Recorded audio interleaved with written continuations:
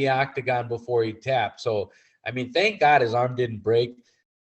I can't give Hooker enough credit for being such a warrior and stepping in that octagon with that guy on such short notice, with everything stacked against him, to still go, fuck it, let's do this. And he doesn't lose any stock. He doesn't lose his place in line. The fans still love him and respect him for what he did. So Dan Hooker will be back. So I can't wait to see him back. But I don't want to take anything away from Islam. I mean, he's talking about title shots now. And maybe well deserved. We'll see what happens with Gagey, Chandler, Poirier, Oliveira, and Islam is now in that mix, and he's undeniable. That's the thing. These fighters, these Russian guys, these Dagestani guys, it took them forever to get to the UFC and up the ranks, because it's not, if you're not a true fan of the sport, it's a boring fight to a lot of people. But you don't want to watch that. I feel when you watch the wrestling and the grappling, and you watch a guy who trained his entire life for this moment, while I see two guys wrestling on the mat, that guy is playing chess on the ground, and he is outwitting his opponent. He's shifting his weight in order to get into a position to either tie up a limb, twist a joint, apply pressure on his head, whatever needs to be done. He's a professional at doing that, and you have to appreciate the craftiness and being a master of that craft on the ground to know how truly good these guys are. And Islam is one of the best in the world at it. And he's a better striker than Khabib was. What does that say? How Khabib ended 29-0, world champ. He's in the GOAT talks, and Islam looks better than Khabib did in this octagon. It was insane to watch, man. And like I said, these guys, these Russian guys are now undeniable. It took them forever to come up, but you can't push it away anymore. And what makes them even better is they make you go into the position that you don't want to go into. Exactly. Without even knowing that once you're doing start it. Scrambling, once you start panicking, once you start scrambling, they know exactly where your hand's gonna go, where your body's gonna shift, what you're gonna do to try to shrimp out. And they will tie you in a knot and either snap your limbs in half or make you submit. And there's nothing that guys can do about it. You can be an elite level boxer. You can be a black belt in jiu-jitsu. There are levels to this. And once you get on the mat with somebody like that, you can actually see, they see things that we could never see on that ground. It's amazing to watch. It truly is. Yeah, and Dan Hooker, I was waiting for strikes and everything, and nothing was happening. He wasn't ready for that. He was not ready. No. And Islam being what he is, he knew that he isn't going to be ready. Let me press him. Let me run up on him right away. And he tried to back off, and he went to the ground ASAP.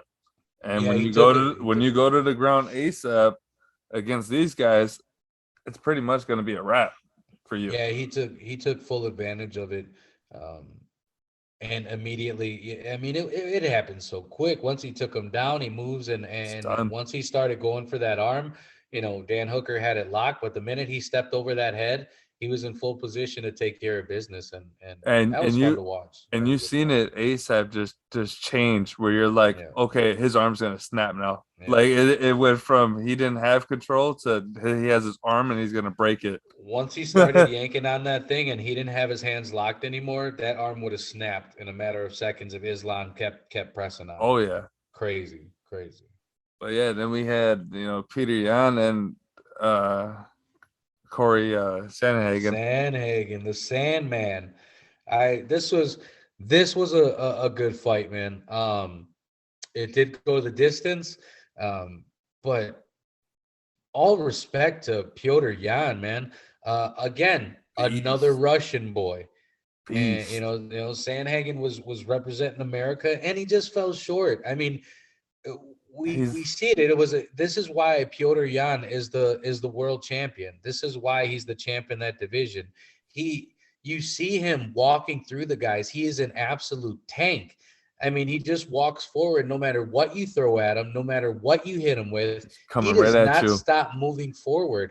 And he hasn't even shown off his grappling yet. Like, I mean, Sandhagen, should have tried to wrap him around a little more. I mean, he's trying to, but again, Sandhagen tried everything he could. I mean, he landed shots. He was landing spinning kicks. But Jan just kept moving forward.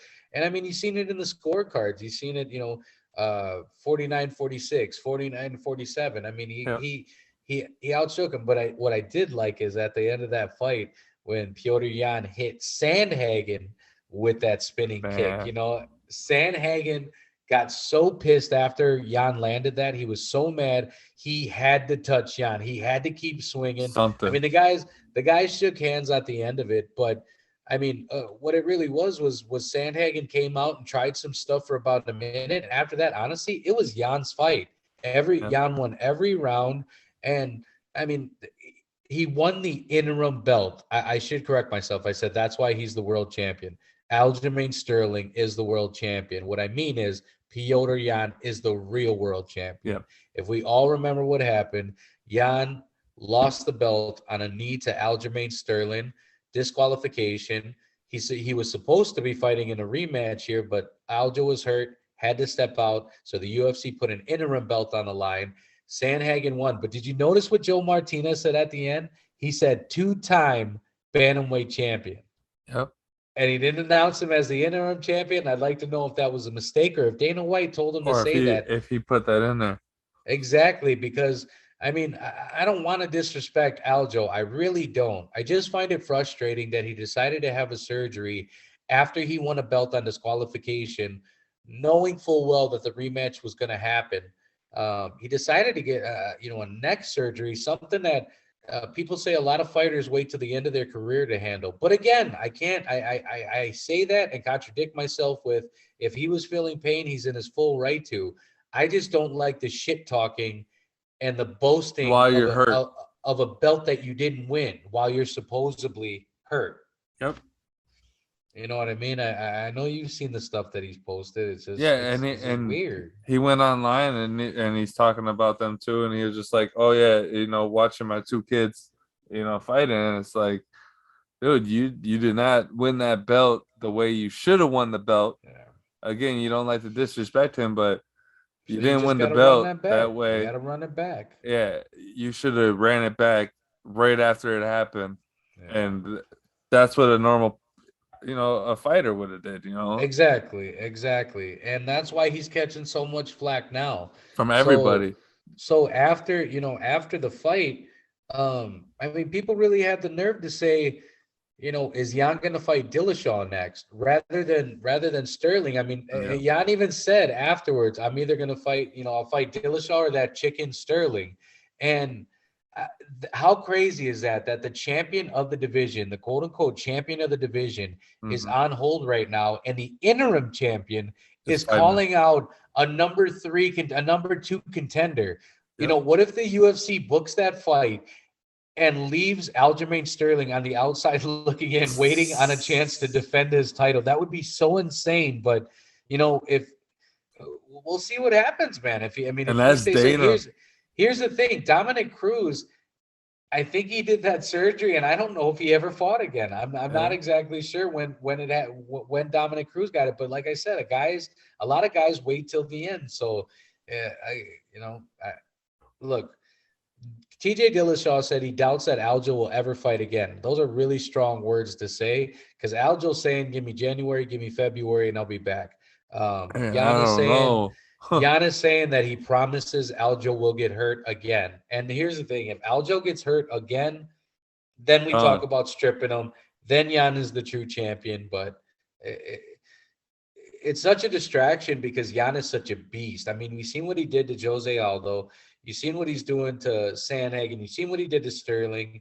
I mean, the man is running through guys, and nobody has you haven't even seen him break a sweat yet. I would say come close to him where he's actually struggling.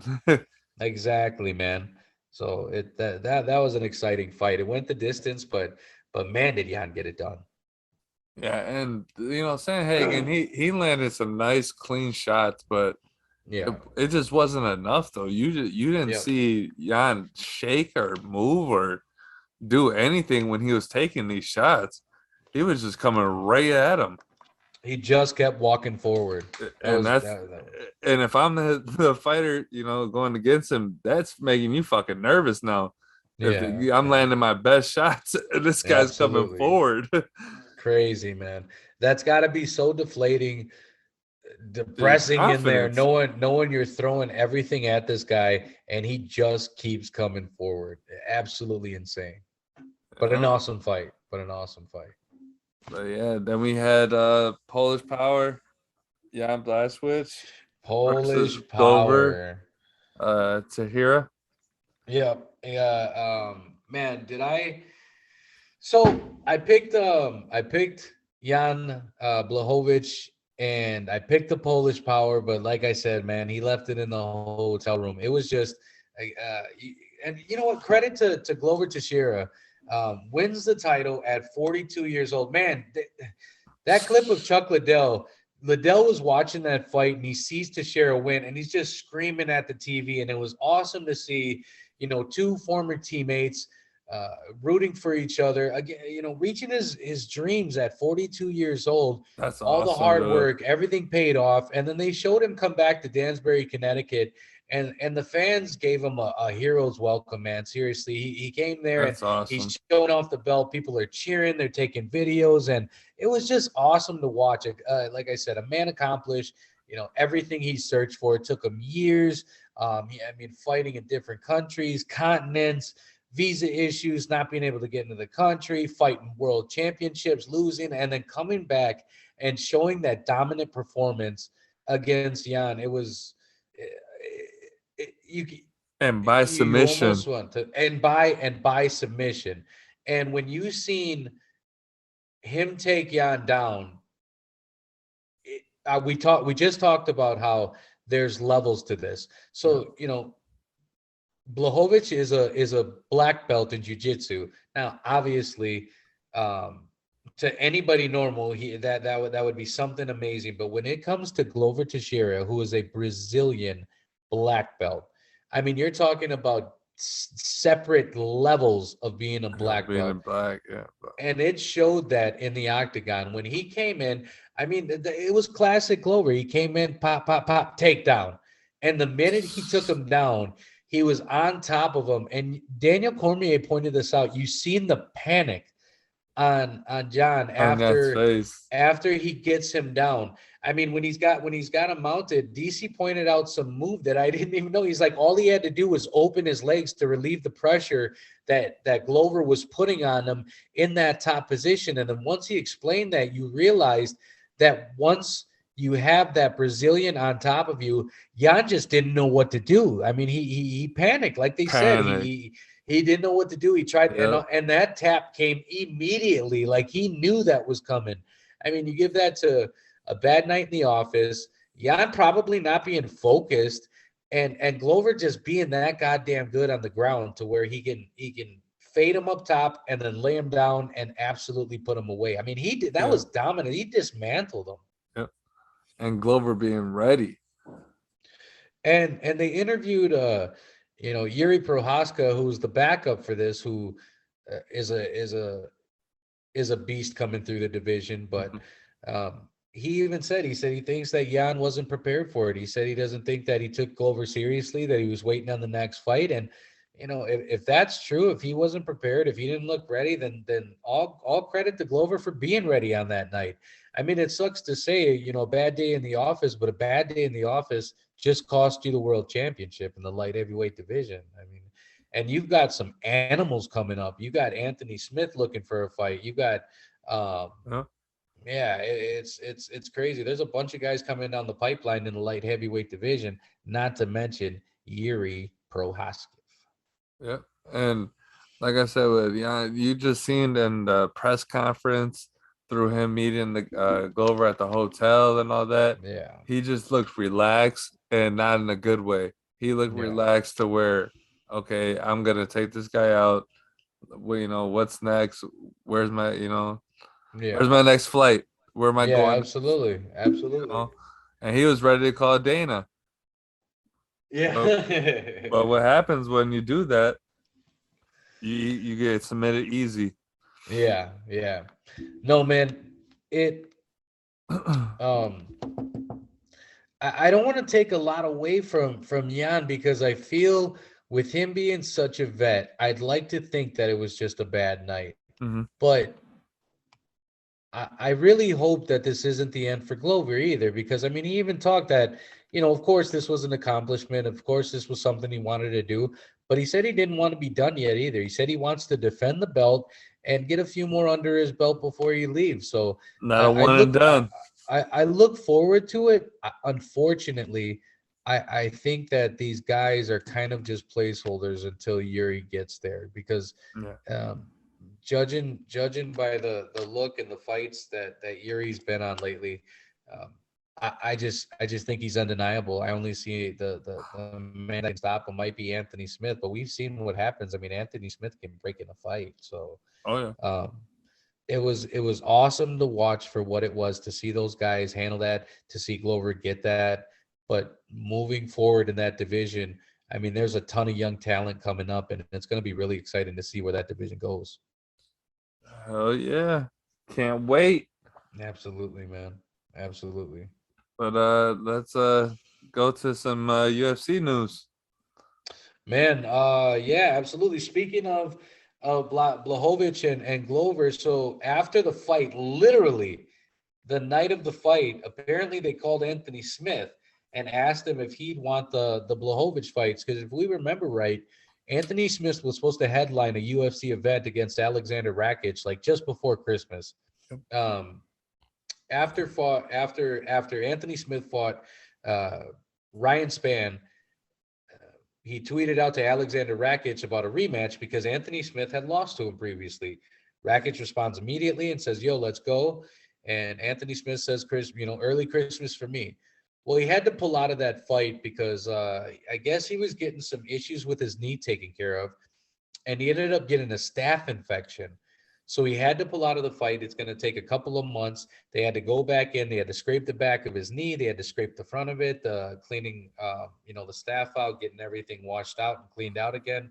So he's probably going to be out another couple of months. So the UFC calls him and says that, Jan's going to be a couple of months out from the fight anyways. Would he be interested? Anthony Smith said, "Look, I said I wanted Alexander, but if Jan gets me closer to the title, give me Jan." That would be an exciting fight down the pipeline. Blachowicz and Anthony Smith. Anthony I mean, you ain't Smith. got to worry about going to the ground in that fight. Nope. So that would be something exciting to see. So even that new fight's on the horizon. So Yuri Prohashka, if we were just talking about him and Alexander Rakic are going back and forth. Yuri was on the MMA Hour, and they were talking about these tweets that Rakic sent out about him ducking and dodging fights and not wanting to fight people and just wanting to be fast tracked to the title. Yuri called him a fucking liar. Holy shit. He told him he's full of shit. He's embarrassed. He's disappointed to hear that he's not a real fighter. So, I mean, it's funny how these matches kind of make themselves. Yep. I mean, if you're Dana White and these guys, you got to be thanking, Twitter that these guys are beefing with themselves because they almost set up themselves for a number one contender fight to then fight for the title. So, I mean, if you get Jan and Anthony and then you get Yuri and Alexander, those guys could go at it. And the winner of that can fight Glover because Glover said he wants to take some time. So him just winning the belt, he can take the time while these guys sort this mess out. So it's I want all the smoke in the light heavyweight division, but that was pretty cool to see. But I did want to say, did you see the footage that Connor just let out? Oh, from him sparring? Oh man. Now look, after that Already. debacle, after that leg break, the man is already on his feet with pads, bouncing around, throwing hooks, throwing uppercuts, moving when he shouldn't be doing it right now. I mean, what a freaking nature. He's nuts, dude. He doesn't want to stop either. Yeah. And he hinted at a possible Netflix documentary coming up, calling this the greatest comeback to ever happen. I mean, obviously he's got to sell it, but I mean, he's ahead of schedule with the recovery process. He's flying all over the world doing this thing, and now he's already training. So I just hope he doesn't come back too soon. Yeah, and who is Dana gonna give him if he comes back? You don't want to rush into it and give him a monster right away Yeah. because Islam will want to move up to fight his ass I think Condor would want to come in. I mean, or dude, I can't. not move I up. yeah, I want the trilogy. I want the Nate trilogy. I want a Connor Ferguson fight. I want a Connor Chandler fight. I want Poirier. It don't matter who they give him.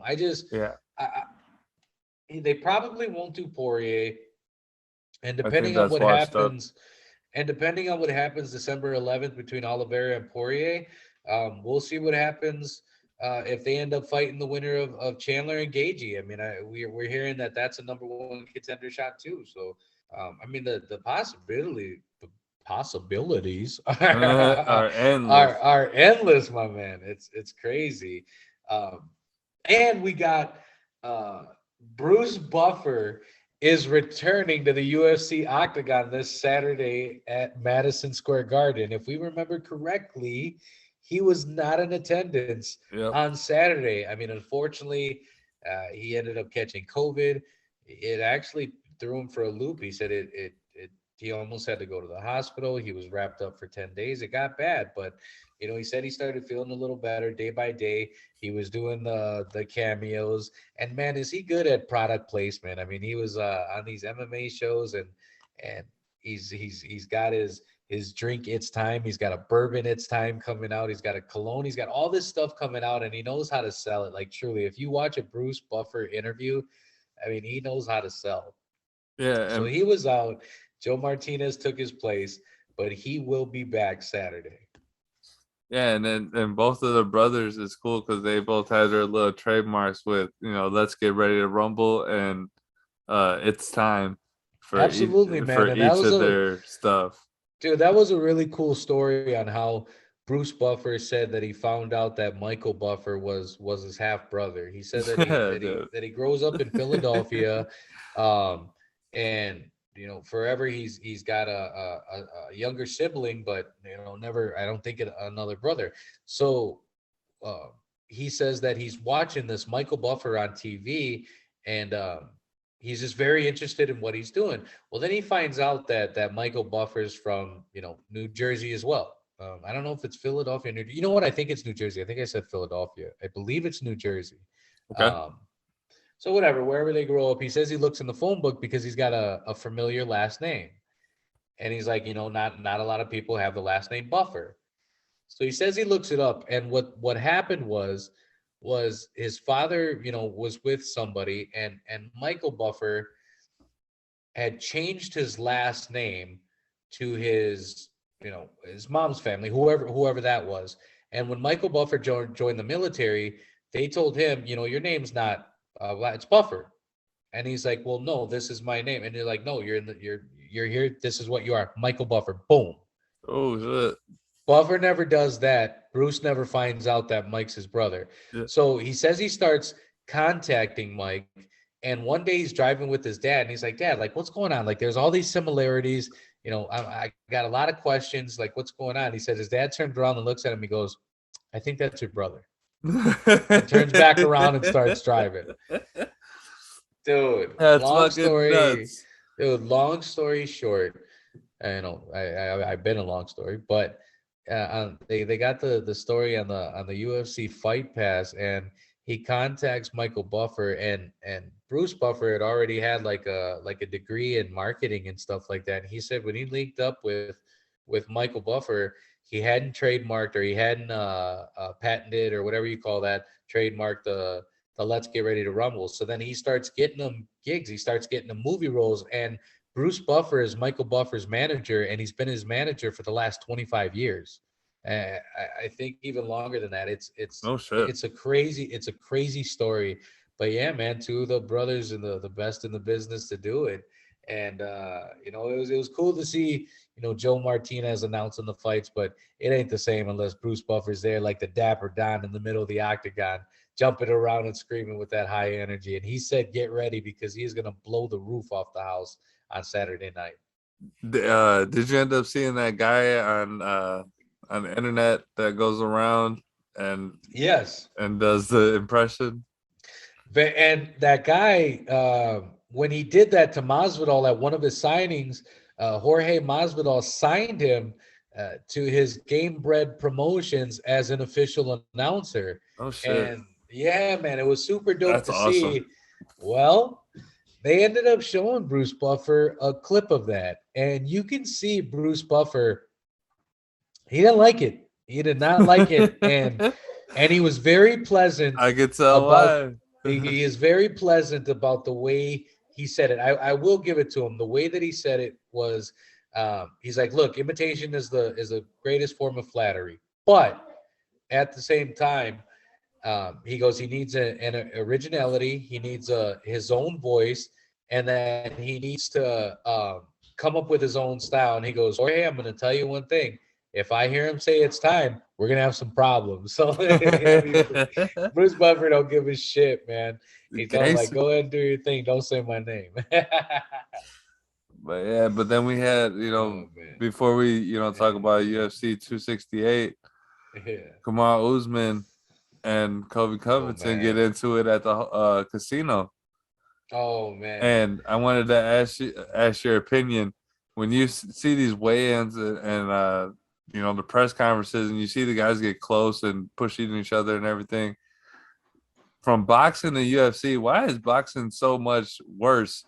Letting their boxers actually hit each other and make contact, where Dana White is able to, get these guys back. I And want to Dana get your White, opinion on that. yeah, Dana White even commented on it during the Canelo and Plant fight. When those guys went face to face, there was nobody there in the middle of it. There was no, and he goes, "That's the problem. You got all these promotions and all these co-promoters working together. Nobody is And no the guy security. in the middle. Nobody's there to stop it. Because look, you don't need a single Dana White in the middle to stop it. All you need is a couple security guards around And there." that's it. And Dana White even said on the Canelo fight that all there was some, skinny little chick who was announcing the fight. You think she's going to stop two giants from swinging at each other? And I think at At to that some fast. degree, and to some degree, Dana White really gives a shit about if his fighters get injured. Because now, if guys get hurt, now you're talking about injuries, fights might not go on, all kinds of stuff. I mean, I will say that when it comes to the press conferences, the UFC and Dana White do a hell of a job with Dana White being right there and making guys kind of realize, like, hey, man, if you swing off, there might even be something in their contracts that say you might lose some of your pay if you end up swinging at the guy beforehand. That's got to be in the contract. But I just feel the way boxing does it with letting the guys hold the mics and, walk around and, you know what I mean? It invites that, and boxing almost promotes that. Like, this is what it is, where the UFC is like, look, this is a controlled environment. This is a competition, and the guys are going to see who's the best. While boxing plays off of the emotions of people, you know what I mean? You get tied to it because you see the bad blood behind the scenes. And in the UFC, they proved guys can be good guys and still throw hands in the octagon. Oh yeah. But yeah, they had I'm gonna get their names wrong, so I'm not gonna try. But there was two Hispanic guys, and they actually, like, the fight got canceled now because they actually made contact and dude fucked up his eye. Yep. Over some exactly. bullshit. Now imagine if that were over a world title. Yeah, and you don't want to dive too deep, but I felt like Dana White, actually cares about his fans, where he goes, they actually want to see, Conor, they want to see Poirier, they want to see, Oliveira. Absolutely. And he tries to keep these guys away from each other. Yeah, we're gonna rob them from that chance over, 2 seconds of you guys being dumb. Yeah. And with Kamaru Usman and Ali Abdelaziz running up on Colby Covington in the casino. I mean, here's the thing: Ali Abdelaziz is a agent for a ton of fighters, not only in the UFC, Bellator, PFL. I mean, you name a promotion, he's got fighters in it. Not only fighters, he does athletes. He does all kinds of things. That guy's man. a moneymaker. So absolutely. So he's there with these guys, and he's there for his fighters. So he's in there, tweeting and throwing shots, and he's with Khabib and those guys too. He's got those boys over there. So Ali gets himself into some shit, and he can embellish some stories. And he's talking about Kayla Harrison slapping Dylan Dennis, and them running up on Colby in a casino. Like, Ali is definitely a very good job, does a good job at promoting the fights. Oh yeah. Yeah. Oh yeah. But let's jump into it. Let's recap, or let's preview. Oh man. UFC 268. We got three monster fights. It's gonna be an absolute banger. Like I said, this was an appetizer. Shout out, Liz. To this main event, to this main card. And I absolutely love it, man. You got it with Justin Gaethje and Michael Chandler were moved to the head of the card. They were initially supposed to be directly behind Kamaru Usman, Rose Namajunas, and then it was supposed to be Gaethje and Chandler. Yep. But they moved them to the first fight of the card because Kamaru Usman, Rose Namajunas, and Justin Gaethje are all students under the coach Trevor Whitman. So they're moving the fight up to the front so that Trevor Whitman can have his time with Justin Gaethje, get him ready for the fight, and be out there with him. Then they're allowed to let the fight, he's allowed to go backstage as the other fights continue, start warming Rose Namajunas up, get her ready for the fight. And then they figure the time between that fight and the main event, they'll give Whitman enough time to get back there by Kamaru Usman.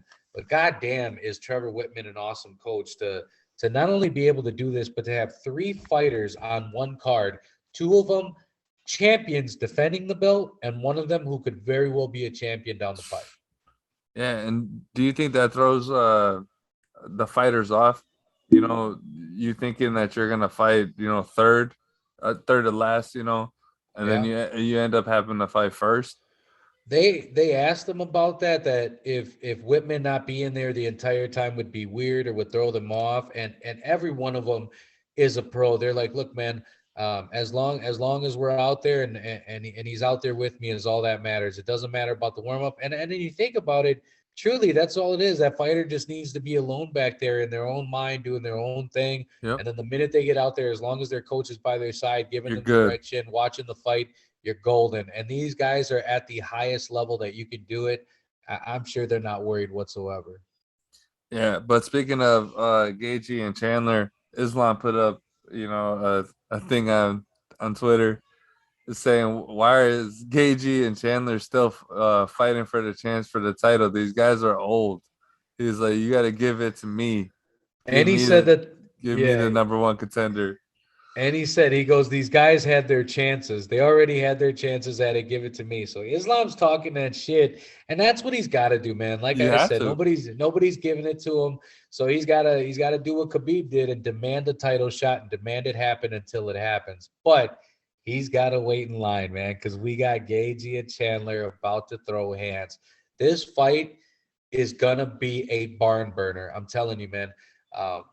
I mean, both of them are talking that shit. Both of them are saying, first one to shoot's a bitch, and we'll see what happens. But let's not forget, both of these guys are wrestlers. So where this all, stand-up battle is going to happen, it's if they decide to stand it up. Because if this goes to the ground and these guys start wrestling, both of them are fully prepared. I think Chandler's from Missouri and Gaethje's from Oregon State. So these boys know how to wrestle. So this fight's going to be a banger until somebody drops. It's just who's going to do it, when it's going to happen, and what round. It's going to be an absolute banger. But the winner of this puts themselves in title contention. I mean, you got the loser of this also dropping a little bit, because then you probably got Islam leapfrogging them, whoever loses. So a lot is on the line for this fight. This may be, besides the, Usman, I don't want to take anything away from Rose and Zhang, but Usman and Covington, that's a massive fight. But Gaethje and Chandler, there's a lot on the line. There's titles at stake. There's rankings at stake. There's positions at stake. That lightweight division is popping. And you've got, Poirier and Oliveira going at it on December 11th. You've got Conor waiting in the wings. You got Ferguson still about. So it's just going to be interesting to see where this goes. Let's not forget, we've got Beneil Dariush waiting. I mean, that's a perfect matchup for Islam. I don't know if they give that to him, but this fight's going to be just a banger, and I'm going to appreciate it for everything that it is. Yep, and we've seen Chandler against Dan Hooker being able to show his power, being able to show his combos, and we've seen it against Oliveira. Yeah, being able to land some nice shots.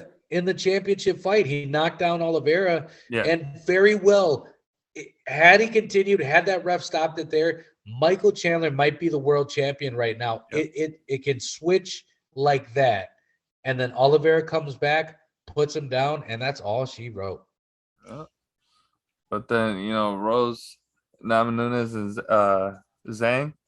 Yeah, Rose Namajunas and Zhang Weili. Weili, there you go. And you got Zhang Weili as, you know, she's the marauder, man. She just comes forward. You know, we talked about Yan being a tank. This girl does not let up. But the only person she's met that can put a stop to that is Rose Namajunas. Thug Rose, baby.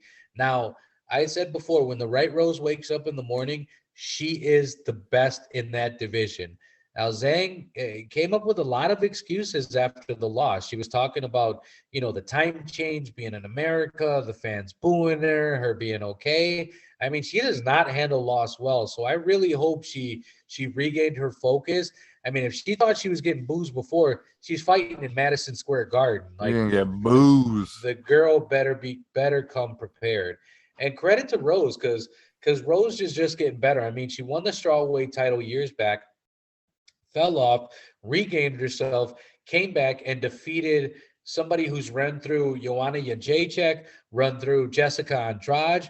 I mean, Rose Namajunas has done that, and she's topped Zhang at the same time. So that's going to be an exciting fight.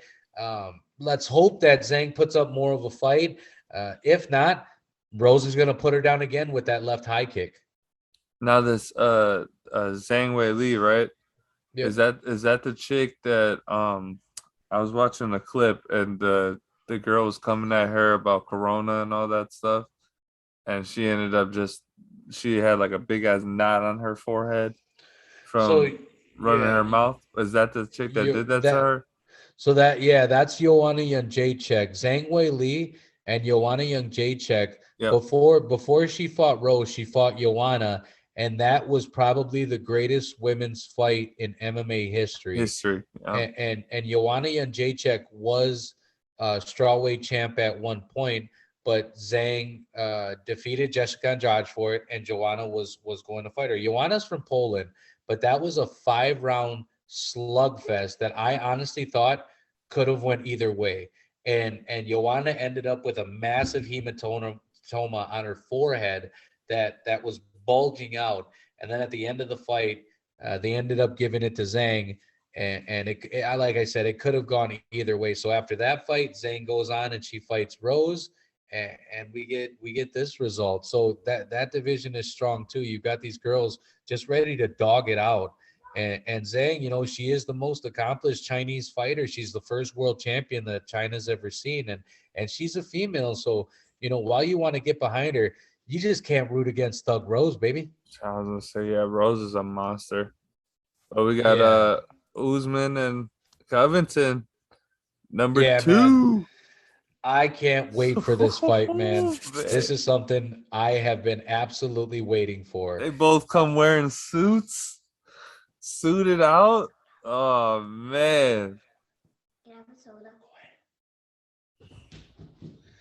Yeah, no, man. Sorry about that. No, I had to go back and watch that fight all over again, man. Because when you seen that first fight, Colby Covington is the only person in that division that has given Kamaru Usman a problem inside that octagon. Kamaru Usman is 18-0 in the UFC, and he is really starting to look George St. Pierre-esque. And when you start throwing GSP's name in there, you start talking about legend talks. You start talking about GOAT talks.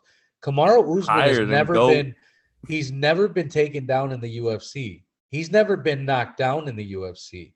But the one man that took him to the brink was Colby Covington. For all the shit talking and everything that's going on, you go back and watch that fight. That fight was 2-2 going into the 5th round. But Usman did what Usman does when everything's on the line. When he showed what champions do when it's winning time. And Usman has just gotten better. I mean, that he had just started with Whitman and that fight. And now he's been with Whitman all this time. Like I said, it's no secret. The proof is in the pudding. The man has got all the fighters winning world titles, For and real. Usman is a student of him. And not only that, Colby also changed camps after that. Now he's had one fight after that loss. Now, if Yep. we remember right, he broke his jaw. I mean, they can talk all the shit they want that it was a fake X-ray, that it was this. That man's jaw was broken. He told his corner in the third round, "I think my jaw is broke." You So could see it was call, broke. call a spade a spade. That jaw was swollen. That entire everything about that face was swollen. He ran out of the octagon. So I did love the press conference though, where that reporter asked him, "Will you release the 2019 X-rays if you lose this fight?" It was that dude. That press conference was lit. I'm telling you. But that, like I said, the animal that Usman is inside that octagon, like it can't be matched. I mean, he's beaten Masvidal twice. He has the potential of beating Colby twice. Destroy. I would say His destroy Mazarov though his on the his last one. next fight would be against Leon Edwards. He's already fought him and beat him. He'd be fighting Leon Edwards twice. If Burns Man. gets into that, if Gilbert Burns gets back into title contention, guess what? He's beaten him already. He'd be fighting him twice. You start talking about running through the division, and now he's lapping the division. It's awesome to watch, and I don't know if we've ever had a run like this before. I think he's got the longest active win streak in UFC history, and I don't see it stopping anytime soon. I think Colby's grabbing as much as he can now, and I think Usman not only gets it done quicker, but I think he gets it done more violently. You've seen from the Masvidal fight, Usman's Man, striking it's has ridiculous. come far. And I feel like Rose, her striking has came far with this coach too. All of them, man. And it Trevor comes with Whitman, him. Trevor Whitman, those boys out in Colorado, the work that they're doing. Like I said, you can say, of course, these three individuals are special fighters, but Yeah. at the same time, one of them is a world champion.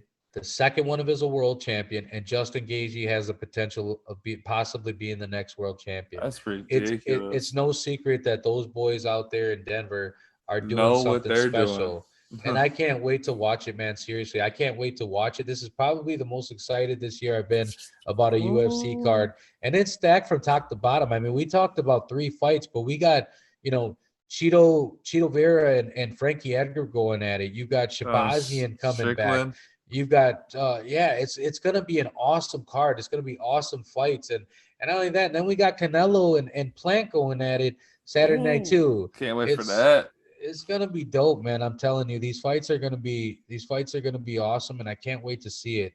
And Canelo, I'm just saying, I'm going Gaethje, Rose, and Usman. I mean, and that might be all favorites, but I don't think there's any stopping those 3. Yeah, I went against Usman almost every single time, and just like Khabib, he proves me wrong every single time, because these guys, they get the grappling down and then they work their striking into it. Absolutely. Whereas everybody else has the striking, and now they have to figure out the ground. Yeah, And no, he was a wrestler first. He had that down pat, Yep. and now that striking's coming along, And it messes you up when you go against somebody that can actually grapple, that can actually throw your ass on the ground and do something with you. Now you're like, what the fuck? He is an absolute specimen. And remember, he would talk about how he wouldn't move up to 185 to fight Israel because he'd rather have 2 champions in Africa than 1. Yeah. And they asked him about it, and he said, "Look, I'll have to talk to my man Izzy and see, But 100 million. if we're competitors, they throw 100 million at us. We're going at it. I'm ready. So I'm telling you, bro. That would be nice to see too, though. That'd be awesome to watch, man, to see. And that's what Usman would have to do. If this is what the game is about, if it's not about the money, if it's about legend, if it's about people remembering your name after you've left the octagon, those are things that need to happen. You run through division, you clear out the division, you run it back twice, and then you move up in weight and take that strap too. That will solidify you as, if not top 5, the greatest pound for pound fighter of all time. Yeah, but I heard, Conor McGregor is gonna end up fighting Nate Diaz. He's gonna put him out. Then he's gonna move up, and then he's gonna fight Usman and show everybody that all that shit he was talking on Twitter wasn't for nothing. Hey, and then that would be right. Then he would say that that is the greatest comeback of all time. For real, dude. But that Shout out to Mac Life. pretty much does it. Absolutely, man. This was awesome. Yep. I'm hoping though. I'm hoping Gaethje does win. I can go either way. I like Zhang and I like Namajunas, but Usman, he's just a monster. Yeah, I'm going with him. I'm not going against him. And never again. Yeah, and then Kobe, he's he might get a lucky shot. He might get that lucky shot. And Colby has to put out volume. You know what's funny for these guys being wrestlers? Yeah. Nobody took a shot. Nobody tried to wrestle in their last fight. It never went to the ground. No, that should say a lot.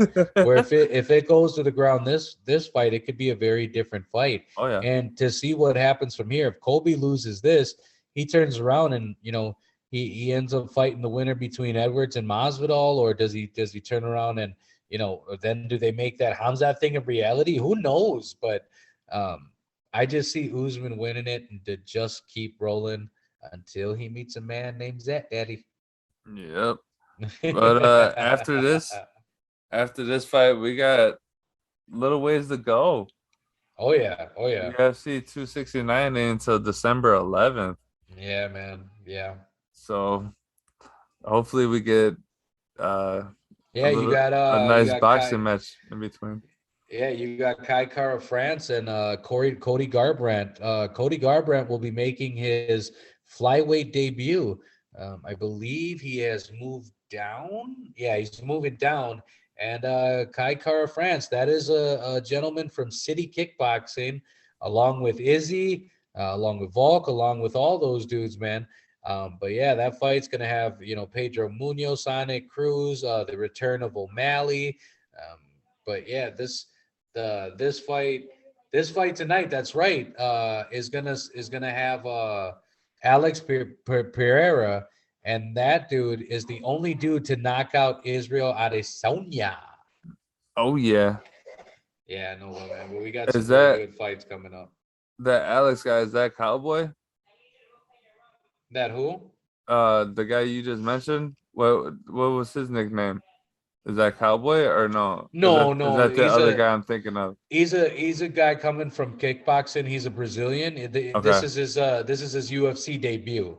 And he's fighting on the prelims, but he fought Izzy twice in kickboxing and beat him twice. Yep. Oh, all right. Yes, sir.